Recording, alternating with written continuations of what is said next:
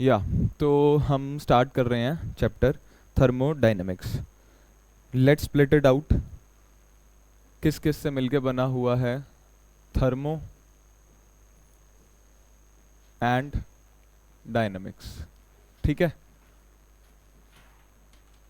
Thermo का मतलब हमें पता है क्या होता है, हीट, और डायनेमिक्स का क्या मतलब होता है, मोशन। ठीक है, जो आपकी थर्मोडायनेमिक्स ब्रांच होगी वो डील करेगी मैक्रोस्कोपिक ऑब्जेक्ट से, मैक्रोस्कोपिक लेवल पे डील करेगी, डील्स विद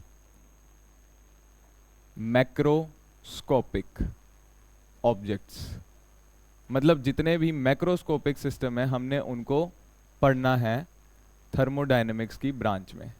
ठीक है, मैक्रोस्कोपिक, ये क्वेश्चन एक आ सकता है कि कौन से लेवल पे हम थर्मोडायनेमिक्स में डील करते हैं, मैक्रोस्कोपिक लेवल्स पे डील करते हैं। जब हम माइक्रोस्कोपिक की बात करेंगे तो वो क्वांटम आ जाएगी। ठीक है, तो उस लेवल तक हमें नहीं जाना है, हमें जहाँ तक जाना था वो यही था कि थर्मोडायनेमिक्स का जो पार्ट है वो डील करेगा आपके मैक्रोस्कोपिक से। So the branch of chemistry which deals with the branch of chemistry which deals with the branch of chemistry which deals with macroscopic systems, macroscopic systems involving a macroscopic systems involving a large number of molecules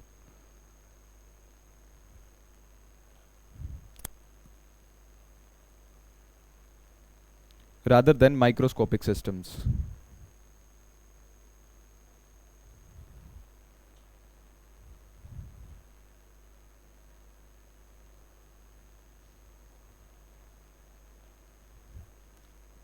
and you have studied equilibrium. Equilibrium के अंदर आपको ये पता है कि जो आपका pressure होगा, टेम्परेचर होगा, वो with time do not change with time. इन्हीं दो कॉन्सेप्ट के बेसिस पे, प्रेशर और टेम्परेचर के बेसिस पे हमने थर्मोडायनेमिक्स को पढ़ा है। ठीक है, जो आपका प्रेशर है, आप लोगों ने, मैं ये मान के चल रहा हूँ आप लोगों को थोड़ा बहुत ये आता है कि कांस्टेंट प्रेशर पे एंथैल्पी की बात करते हैं हम लोग और कांस्टेंट टेम्परेचर पे इंटरनल एनर्जी की बात करते हैं, है ना। तो यही दो चीज़ें थी, यही जो दो फैक्टर्स हैं जिसके बेसिस पे अगर हम बात करें तो हमने थर्मोडायनेमिक्स को डील किया है। ठीक है, pressure and temperature are two variables, pressure and temperature are two variables. देखो जो इंपॉर्टेंट है ना वो तो मैं लिखवाऊंगा ही लिखवाऊंगा। ठीक है, नोट में लिखना है ये, pressure and temperature are two variables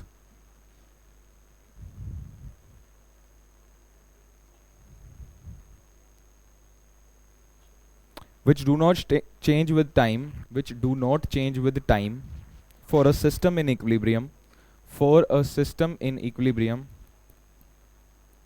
for a system in equilibrium। आप मुझे ये बता सकते हो कि प्रेशर और जो टेम्परेचर है वो मैक्रोस्कोपिक है या माइक्रोस्कोपिक है? मैक्रोस्कोपिक प्रॉपर्टीज हैं, वेरी गुड। लिखो प्रेशर एंड टेम्परेचर, ये भी एक नोट करके लिख सकते हो आप, pressure and temperature are macroscopic properties. एक क्वेश्चन अगर ये भी आ सकता है कि which of the following properties are macroscopic और माइक्रोस्कोपिक। ठीक है, तो उससे आपको पता लग जाएगा, यहाँ पे आप उसको एलिमिनेट कर सकते हो अपने ऑप्शन में। Macroscopic, macroscopic system.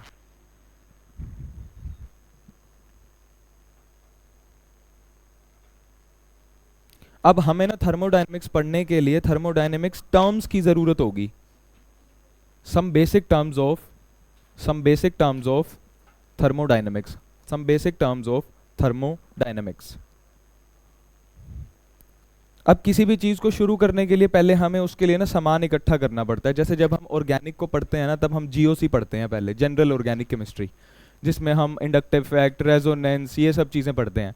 तो ऐसे ही हमें थर्मोडायनेमिक्स पढ़ने के लिए सबसे पहले उसके सामान को पढ़ना पड़ेगा, क्या क्या टर्म्स इन्वॉल्व होती हैं, क्या क्या टर्मिनोलॉजीज इन्वॉल्व होती हैं।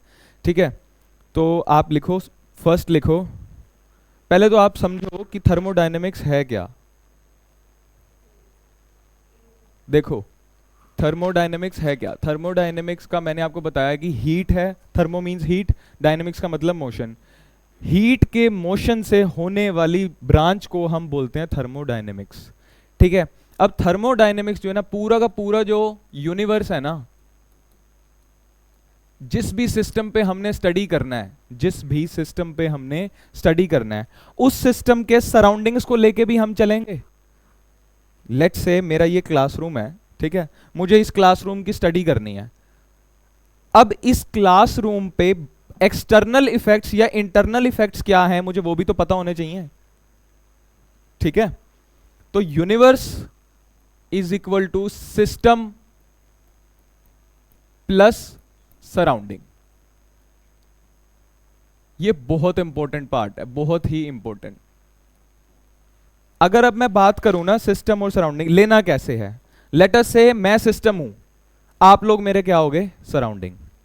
मैंने बोला सर सिस्टम है, बाकी सब क्या होगे? इनके surrounding. Even benches are surrounding.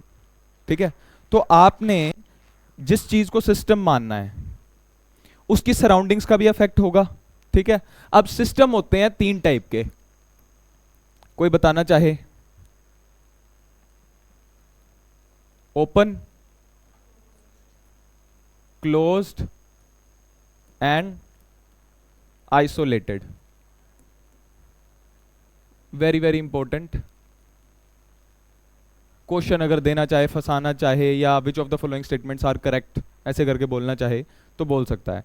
एक होगा ओपन सिस्टम, एक होगा क्लोज सिस्टम, एक होगा आइसोलेटेड सिस्टम।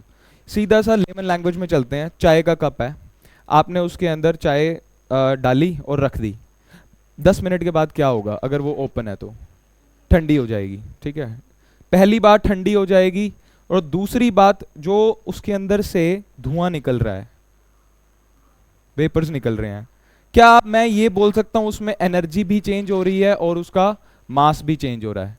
एनर्जी भी चेंज हो रही है और मास भी चेंज हो रहा है। मास या मैटर, मास या मैटर, समझ गए आप? मास और मैटर दोनों चीजें एक ही वो होंगी। क्या हुआ? मास और मैटर। अब एनर्जी तो चेंज हो ही रही है ऑब्वियसली। अच्छा, एक चीज और जो हम 7th 8th क्लास में कभी हमने पढ़ी होगी, energy can neither be created nor be destroyed, it only transforms from one form to another form.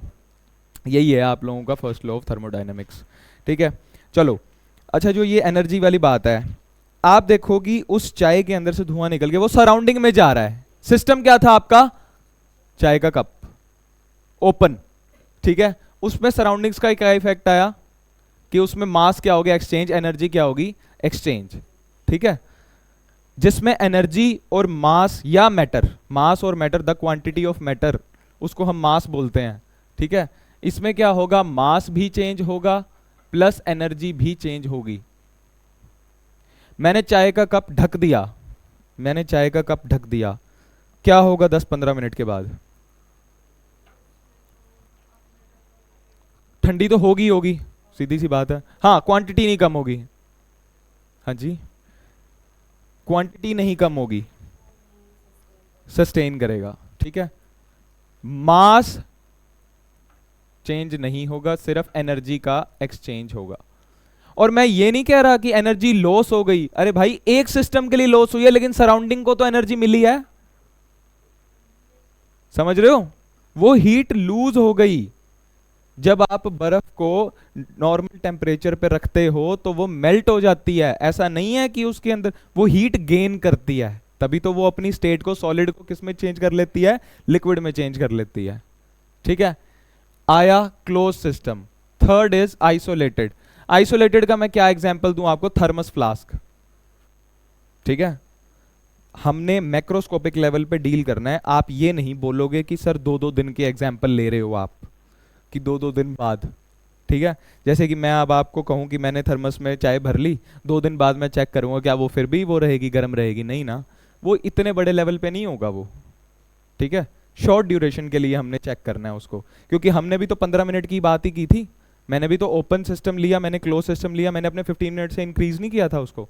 ऐसे ही मैं थर्मस फ्लास्क की बात करूँ, 15 मिनट में चाय ठंडी हो जाएगी? नहीं। आइसोलेटेड में क्या होगा? ना तो आपका मैटर एक्सचेंज होगा, ना ही आपकी एनर्जी एक्सचेंज होगी। आपने इंसुलेटेड वॉल्स वाली चीज में क्या कर रखा है, अपने सिस्टम को इंडल्ज कर रखा है। ना तो मास एक्सचेंज होगा या मैटर, ना ही आपकी एनर्जी एक्सचेंज होगी।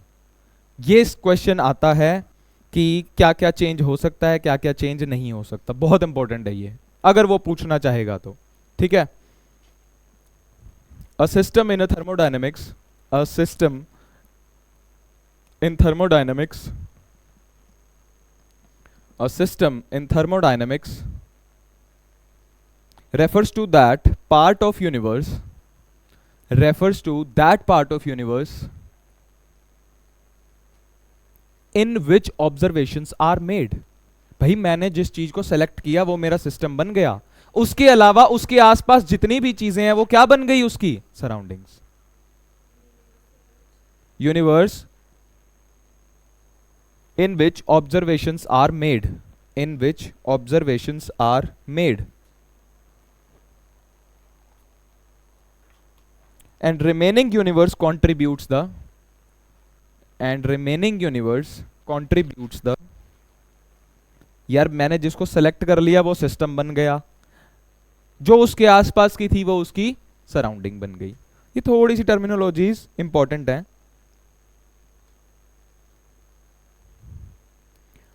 However, ये नोट बना के लिखना है, however the total energy of universe, total energy of universe remains constant। क्यों बोल रहा हूं मैं ये वाली बात, एक्सप्लेन कर चुका हूं मैं इसको, लेकिन मैं ये बात क्यों बोल रहा हूं, बता सकते हो आप मेरे को, कि यूनिवर्स की टोटल एनर्जी क्या रहेगी, कांस्टेंट। नहीं, ध्यान से समझो, मैंने बोला यूनिवर्स किस किस से मिलके बना हुआ है, सिस्टम और सराउंडिंग से। अगर सिस्टम से हीट लॉस होगी या सिस्टम हीट गेन करेगा तो सराउंडिंग में वो चीज कॉम्पेंसेट होगी। धुआं निकला लेकिन अपने ही घर में उड़ रहा है, ऐसा तो है नहीं कहीं और उड़ गया। ठीक है, तो हमने सिस्टम जिसको सेलेक्ट किया था उसकी सराउंडिंग्स के अंदर वो एनर्जी क्या होगी, लॉस। तो इसीलिए यहां पे फिर लिख लो एक बार, एनर्जी कैन, फिर से लिख लो एक बार ये वाली statement, energy can neither be created nor be destroyed।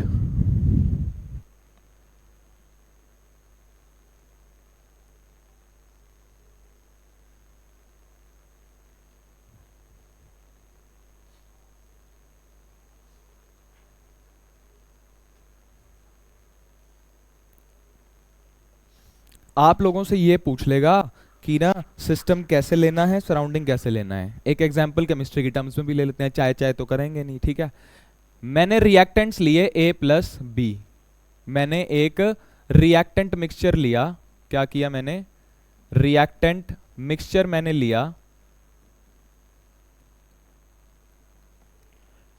एक ए रिएक्टेंट लिया। केमिकल काइनेटिक्स के बारे में थोड़ा बहुत आइडिया होगा कि आखिर हम लोग केमिस्ट्री की रिएक्शन कैसे लिखते हैं, सीधी सी बात है, तो हम 7th 8th में भी पढ़ के आए हैं। मेटल डिस्प्लेसमेंट रिएक्शन होगी या फिर डबल डिस्प्लेसमेंट रिएक्शन होगी, simple Na positive plus Cl negative, NaCl है सबसे बढ़िया example, NaOH plus HCl, NaCl plus H2O, neutralisation reaction सबने बढ़िया ये वाली। ठीक है, ऐसे ही मैंने A प्लस बी ले लिया। ठीक है, इसको मैंने क्या किया, एक बीकर में रखा, क्या किया, बीकर में रख दिया। अब इसमें मेरा A भी पड़ा है, मेरा B भी पड़ा है। ठीक है, ये वाला जो रिएक्शन मिक्सचर है, ये बीकर आपके लिए क्या बन गया, सिस्टम, क्योंकि रिएक्शन तो इसमें ही हो रही है। आपने जिसको स्टडी करना है वो तो आपने बीकर को ही स्टडी करना हुआ, और जो इसका आउटर एनवायरनमेंट होगा वो क्या बन जाएगा,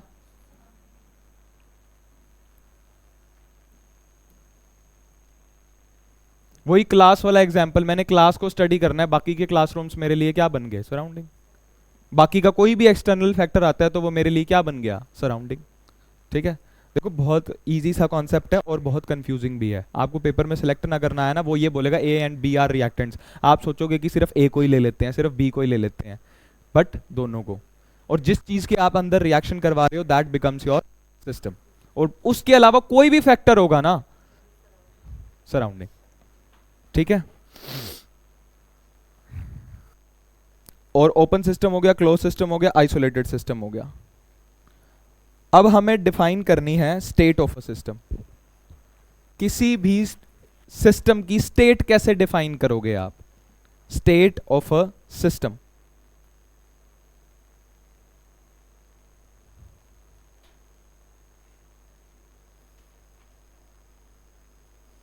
state of a system slash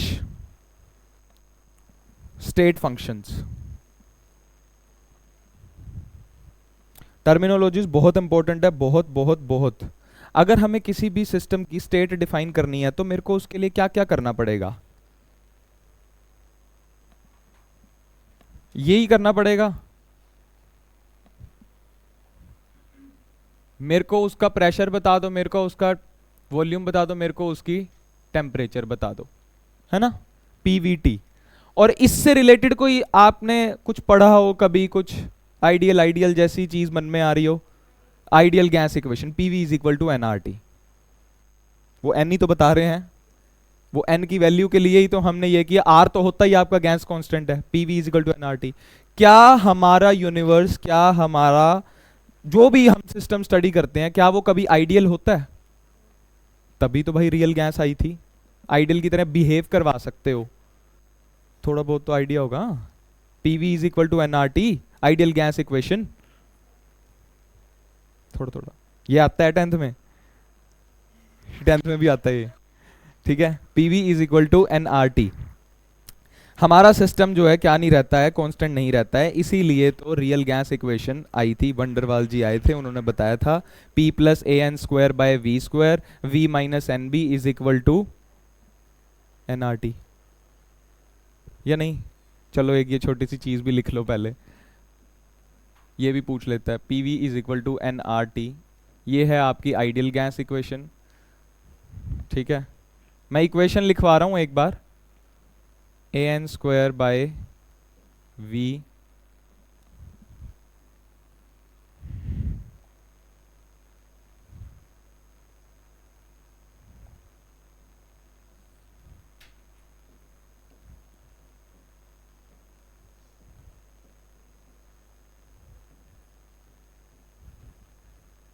ये है आपकी रियल गैस।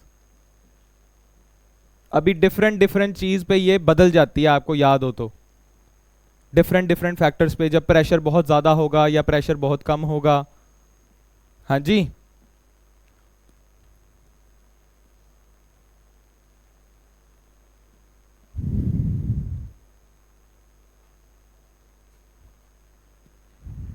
ठीक है जी।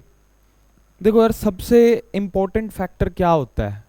सबसे इंपॉर्टेंट फैक्टर थर्मोडायनेमिक्स के अंदर, अच्छा थर्मो का मतलब ही क्या था मैंने बता, हीट। हीट का रिलेशन किसी चीज के साथ है, सबसे बढ़िया रिलेशन बता दो मेरे को हीट का।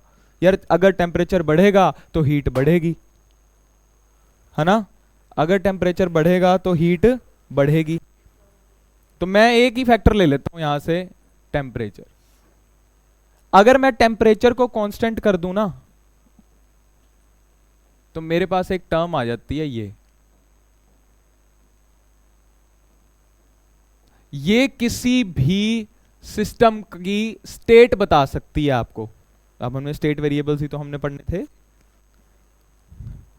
हेडिंग डलवाई है हमने। ये अलग से है, ये वाली चीज इसमें नहीं है, थर्मोडायनेमिक्स में नहीं है ये, ठीक है। पीवी इक्वल टू एनआरटी और ये सब, ये फिफ्थ चैप्टर में आपके, ठीक है। तो इंटरनल एनर्जी, जो भी टोटल एनर्जी होगी सिस्टम की, वो किसके बराबर होगी? और इसके, ये किस पे डिपेंड कर रही है? इंपॉर्टेंट है, बहुत इंपॉर्टेंट है। Temperature is the dependent factor, temperature is the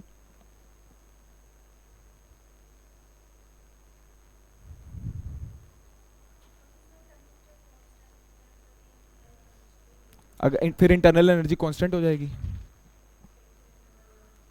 उसका डायरेक्ट मैंने आपको ये बोला है, जो टेम्परेचर का होगा ना, वो ही इंटरनल एनर्जी का होगा। अगर चेंज इन टेम्परेचर जीरो है ना, अगर किसी मैथ वाले को ये वाली चीज समझ आएगी, d T is equal to zero है, तो भैया डी यू भी जीरो होगी, चेंज इन इंटरनल एनर्जी भी क्या हो जाएगी? डायरेक्ट रिलेशन बताया मैंने आपको, टेम्परेचर का रिलेशन होगा डायरेक्ट, बिल्कुल डायरेक्टली रिलेट कर सकते हो आप उसको, बिल्कुल। ठीक है, सिंपल सा एग्जांपल है, बिल्कुल सिंपल। इसके 3 फैक्टर्स हैं, मैं लिखवाता हूँ आपको तीनों के तीनों फैक्टर्स। हीट पासेस, पहले आप लिखो कि अच्छा हाँ, इंटरनल एनर्जी को आप किससे रिप्रेजेंट करोगे? यू से। वेरिएबल्स भी बहुत इंपॉर्टेंट हैं इसके। अब नई हेडिंग डाल लो, इंटरनल एनर्जी ब्रैकेट में यू, कैपिटल यू। 3 चीजें पॉसिबल हैं यार। उससे पहले मैं एक चीज आपको और बता दूं, अगर सिस्टम के ऊपर वर्क किया जाता है, अगर सिस्टम, आपकी एनर्जी लग रही है, अगर आप सिस्टम पे काम कर रहे हो तो आपकी एनर्जी लॉस हो रही है और सिस्टम को एनर्जी मिल रही है। साइन कन्वेंशंस, साइन कन्वेंशंस भी बहुत इंपॉर्टेंट होते हैं इसके अंदर, थर्मोडायनेमिक्स के अंदर सबसे बड़ी गेम ही साइन कन्वेंशंस की है इसमें। ठीक है, तो अगर मैं आपसे बात करूं, आपकी एनर्जी लग रही है, आप साइकिल चला रहे हो, आप पेडल मार रहे हो, पसीना आ रहा है, यानी कि आपसे एनर्जी क्या हो रही है? लॉस हो रही है। ठीक है, लेकिन वो एनर्जी किस में कन्वर्ट हो रही है? मैकेनिकल एनर्जी में कन्वर्ट हो रही है। आप जो अपनी एनर्जी लगा रहे हो वो लग रही है आपकी साइकिल चलाने में।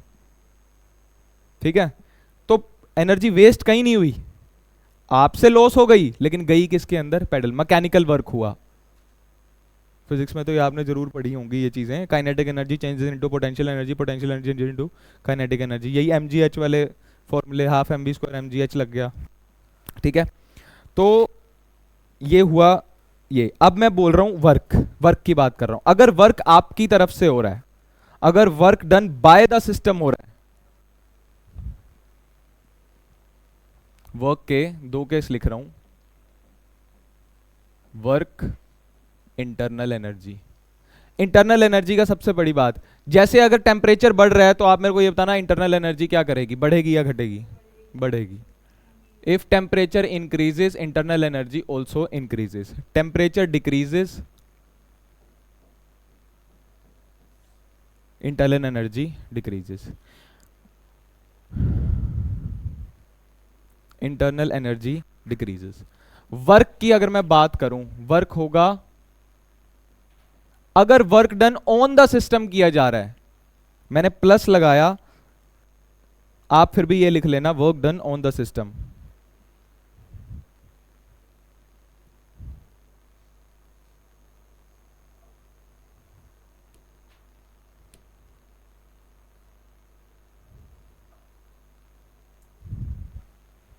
Work done on the system, if work is done on the system, sign convention क्या लेना है वर्क का?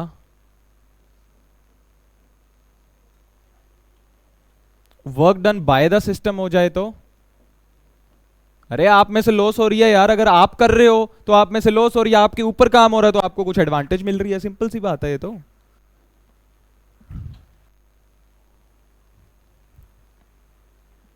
वर्क होगा, अगर work done on the system हो रहा है, if work is done on the system, तो साइन कन्वेंशन क्या लेना है आपने? पॉजिटिव। फॉर्मूलेज आएंगे आज, थोड़ी सी ना फील दिलवा रहा हूं आखिर है क्या। ठीक है, सब आएगा, उस वहां तक भी करेंगे, वो वाले क्वेश्चंस भी करेंगे जो 1 सेकेंड में हो जाएंगे।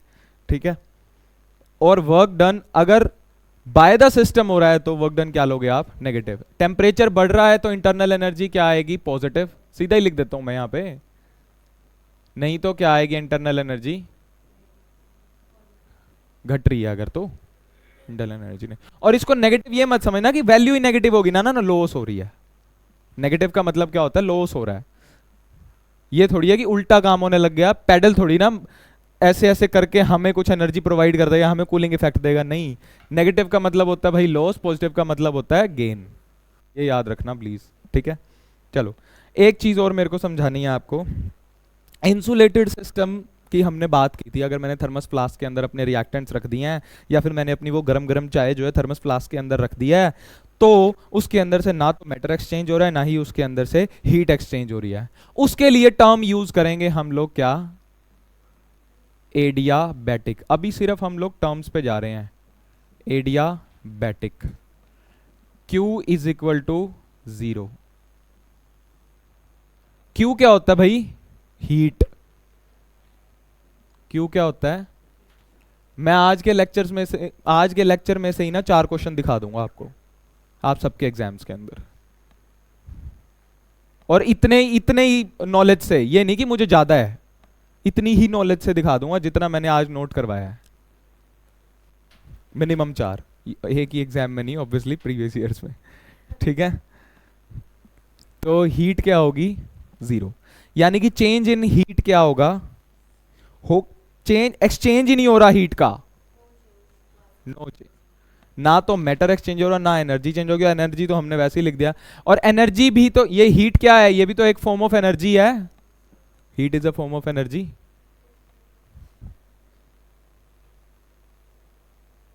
Adiabatic process is a process.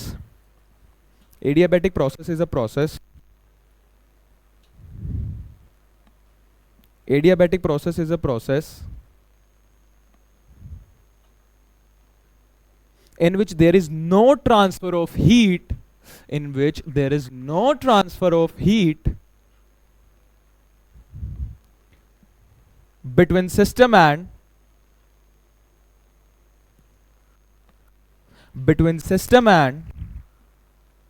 Surrounding. ठीक लिखवाया ये? कुछ चीजें डिक्टेट करवानी बहुत जरूरी होती हैं। अच्छा ये देखो, जो आपने थर्मस फ्लास्क था, लेट्स से ये थर्मस फ्लास्क है, अगर इसके अंदर से हीट एक्सचेंज नहीं हो रही तो इन वॉल्स को आप क्या बोलोगे? ये जो वॉल्स हैं, मतलब यहां से कोई चांस ही नहीं है हीट निकलने का। ऊपर से मैंने इसकी क्या लगा दी? लिड। लिड बंद है। इनको बोलोगे आप क्या? ये वाली adiabatic walls which prevents the transfer of or exchange of heat। अब हीट, अब मैंने एनर्जी को बोल दिया है कि मैं हीट की बात कर रहा हूं। अब आप नॉर्मल एनर्जी नहीं बोलोगे।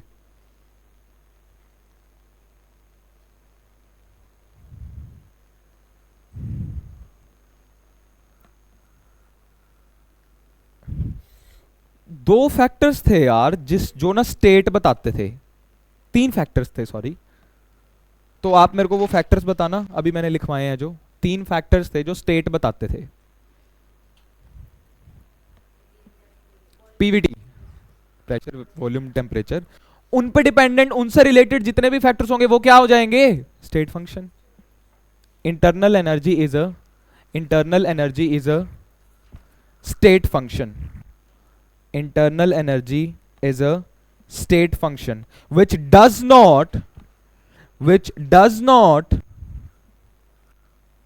depend upon which does not depend upon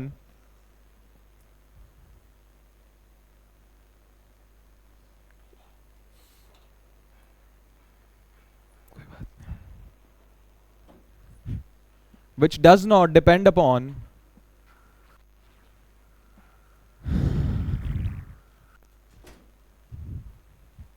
path which is taken। इसको भी तो यार एक्सप्लेन कर देते हैं। शॉर्टकट और लॉन्ग कट, अगर हम पैदल हों, पैदल हम चंडीगढ़ में निकल जाते हैं पार्क में से, लेकिन यही अगर हमारे पास स्कूटी हो, हम राउंड अबाउट्स घूम फिर के, तो जो चीज आपकी पाथ पे डिपेंड करेगी वो पाथ फंक्शन हो गया, जो चीज पाथ पे डिपेंड नहीं करेगी वो क्या हो गया? स्टेट। इसके लिए आपको पाथ चूज करने की जरूरत नहीं है। अरे भले ही एनर्जी ऐसे ट्रांसफर करे, भले ही एनर्जी ऐसे ट्रांसफर करे, भले ही एनर्जी सीधी जाए, यार डिस्टेंस और डिस्प्लेसमेंट का काम है ये। डिस्टेंस कहीं से भी घूम के चले गए। डिस्प्लेसमेंट क्या होता है? Shortest route.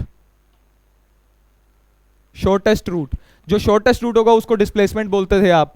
वो पाथ पे डिपेंड करती थी कि आपने कौन सा पाथ चूज किया है। वो एक ट्रायंगल का फॉर्मूला भी तो होता है, ऐसे करके इधर गए फिर इधर गए, फिर उसमें वो ट्रायंगल लो लगा, μ1² प्लस μ2²। बस मेरे को यही चीज आपको बतानी थी, जो इंटरनल एनर्जी है वो एक इंटरनल एनर्जी जो है वो एक स्टेट फंक्शन है, ना कि मैम रिकॉर्डिंग।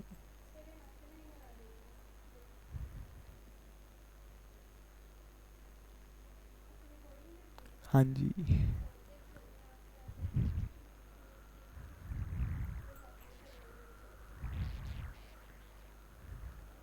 ठीक है।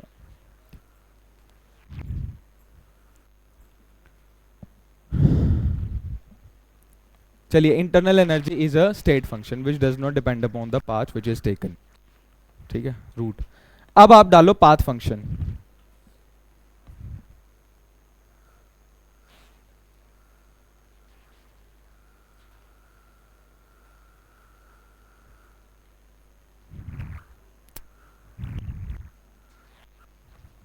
those systems those systems which depend upon path which depend upon path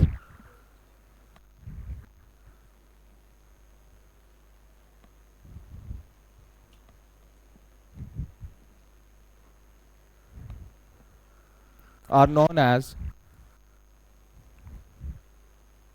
path function.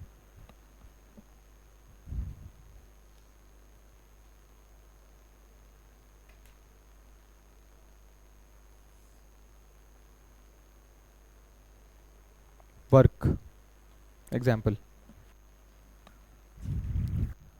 चलो मैं इंटरनल एनर्जी पे चलता हूं अब।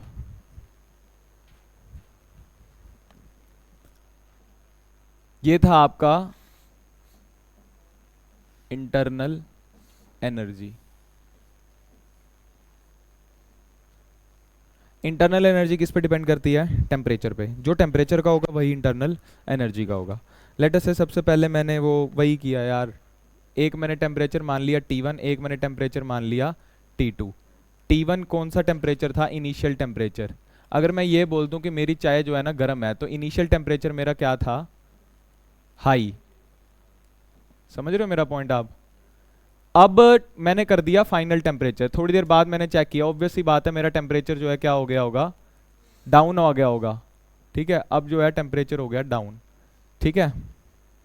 अगर मैं इसको लिखना चाहूं तो मेरे को चेंज को मैं कैसे लिखूंगा?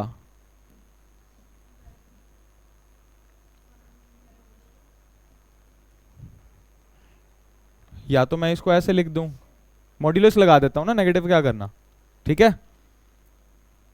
फाइनल माइनस, मैं सिर्फ चेंज की बात कर रहा हूं, यहां पे नेगेटिव और पॉजिटिव की बात नहीं आ रही, सिर्फ चेंज की बात कर रहा हूं मैं। और फाइनल टेम्परेचर आपका क्या हो गया है? कम हो गया है। तो आपकी जो वैल्यू आनी चाहिए वो आनी चाहिए नेगेटिव में, बट मॉड्यूलस की वजह से हम सिर्फ उसके चेंज की बात कर रहे हैं। किसकी बात? सिर्फ।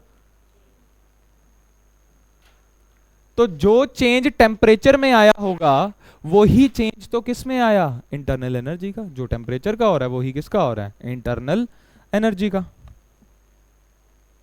तो मेरे को आप ये बता दोगे, जो इनिशियल स्टेट थी, जब स्टेट ए थी तो टेम्परेचर था बड़ा ज्यादा, और जब फाइनल स्टेट आई तो टेम्परेचर क्या हो गया? तो ऐसे ही मैं अगर बात करूं आपसे, इनिशियल जो आपकी स्टेट थी उसमें एनर्जी का क्या हुआ होगा? इंटरनल एनर्जी का क्या हुआ होगा? तब वो ज्यादा थी, अब वो इंटरनल एनर्जी क्या हो गई? डिक्रीज हो गई। सिमिलरली मैं ये बोलूंगा delta U final, you final minus you, ऐसे आप निकालोगे internal energy, you final minus you initial. Since it is a state function,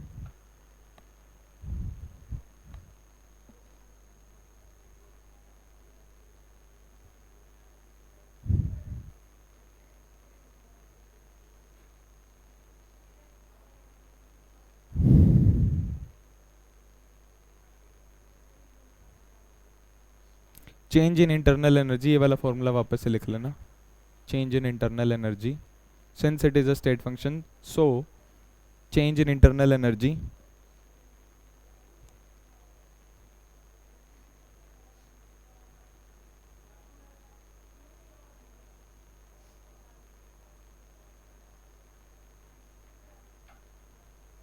एक स्टेटमेंट है, JP जॉल, JP जॉल, JOULE, JP जॉल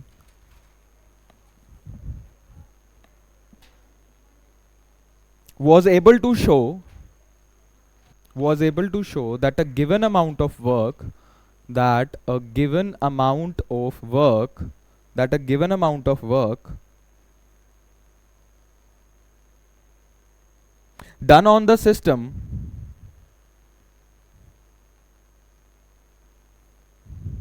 no matter how it was done, no matter how it was done,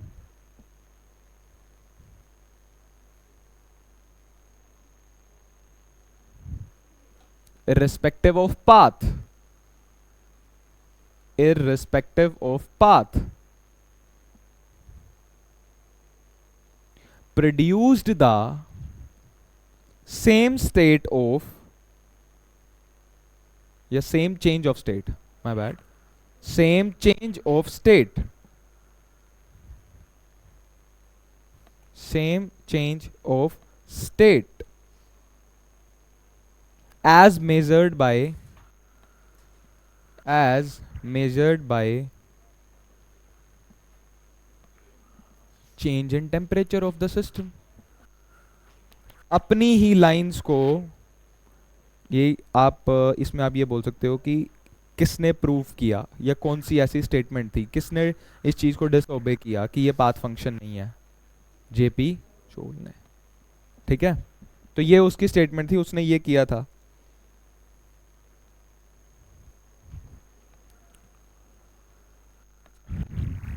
sir आपने तो बोला था कि energy ना waste नहीं होगी, है ना। तो जो ये चेंज आ रहा है यार, ये चेंज किसके उसमें आ रहा है, किसके विद रिस्पेक्ट टू आ रहा होगा। मतलब अगर इसमें से कुछ लॉस हो रहा है तो कहीं जा रहा होगा, वो कहाँ जा रहा है, सराउंडिंग में।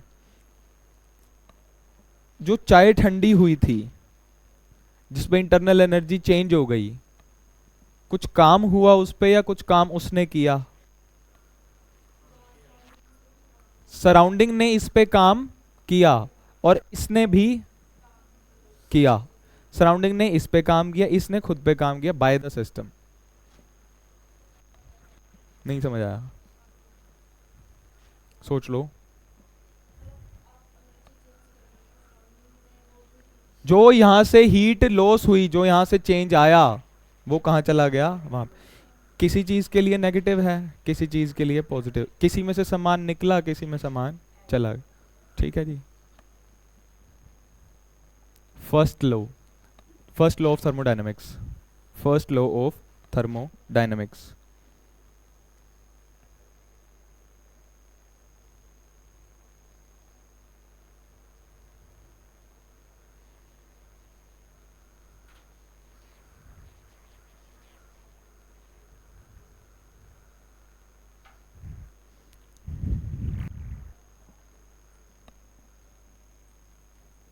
DE is equal to DQ plus DW, या फिर मैं W लिखूं, इसको ज़्यादा बेटर रहेगा, क्योंकि वर्क डन का तो हमने ऑलरेडी इसके बारे में पढ़ रखा है ना कि साइन कन्वेंशन लेना क्या है।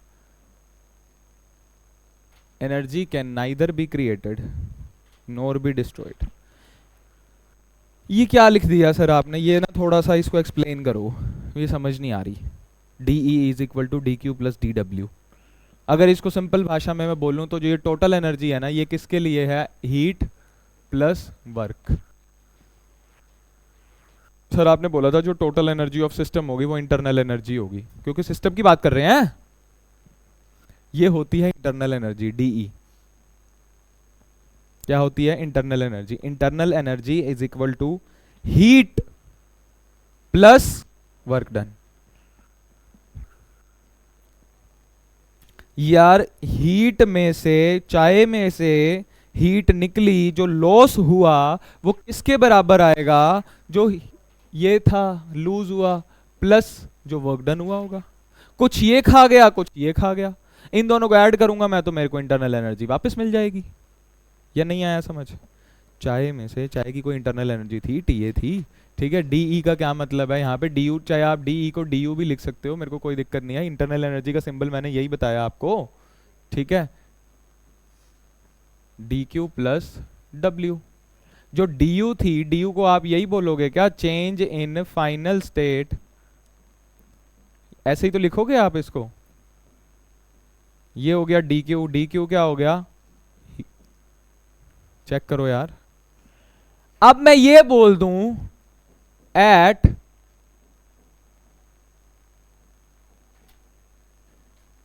कांस्टेंट,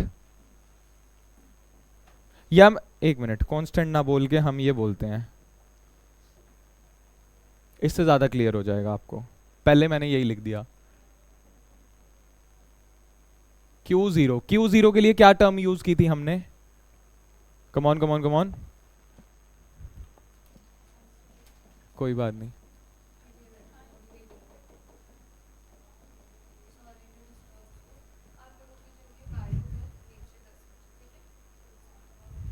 एडियाबैटिक Q0 करें पुट वैल्यू।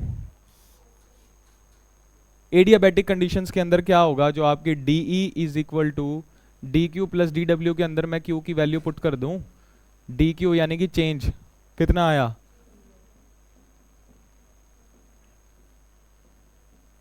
वर्क डन किसके बराबर आ गया? आप याद करो एक बार, मैंने बोला था मैं अपनी चीज प्रूव करूंगा, आप देखना आप ध्यान से इस इक्वेशन के थ्रू। मैंने बोला था थर्मस फ्लास्क के अंदर चाय बंद करके रख दिया आपने, एडियाबैटिक वॉल्स थी उसके अंदर, हीट चेंज क्या था, एडियाबैटिक कंडीशंस लगाई थी आपने, मैंने वैल्यू पुट करी, किसके बराबर आ गया? वर्क डन जो है, ये जो आपकी इंटरनल एनर्जी थी जो चेंज हुई वो किसके बराबर आ गई? वर्क डन के।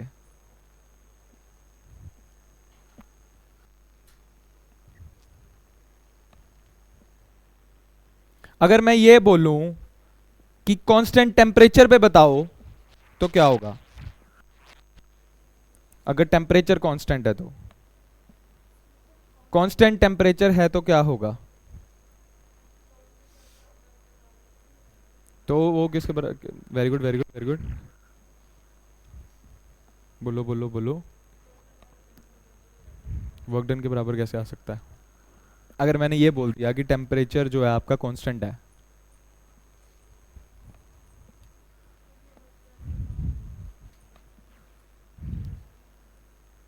अगर मैंने बोल दिया टेम्परेचर कांस्टेंट है, अरे अगर टेम्परेचर कांस्टेंट हो, change in internal energy zero, internal energy D की वैल्यू जीरो हो जाएगी और डी क्यू किसके बराबर आ जाएगा? -W। इसमें आपने जीरो होगी ना, ये चेंज इन इंटरनल एनर्जी, इसको इधर लाओगे -W इक्वल नहीं हो जाएगा? नहीं आया?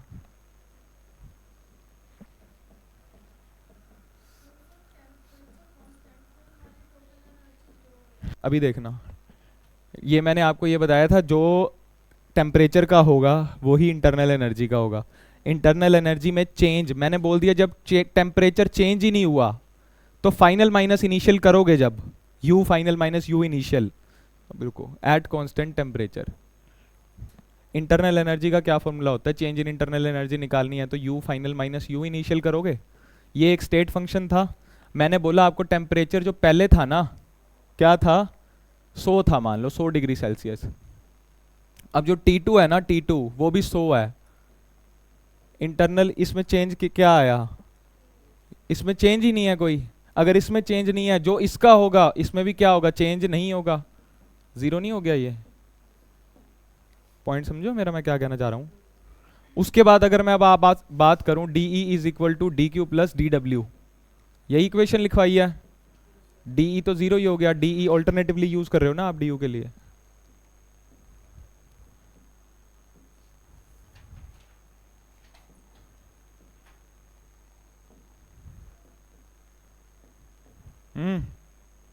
ये इक्वेशंस बहुत इंपॉर्टेंट है, बहुत ही इंपॉर्टेंट।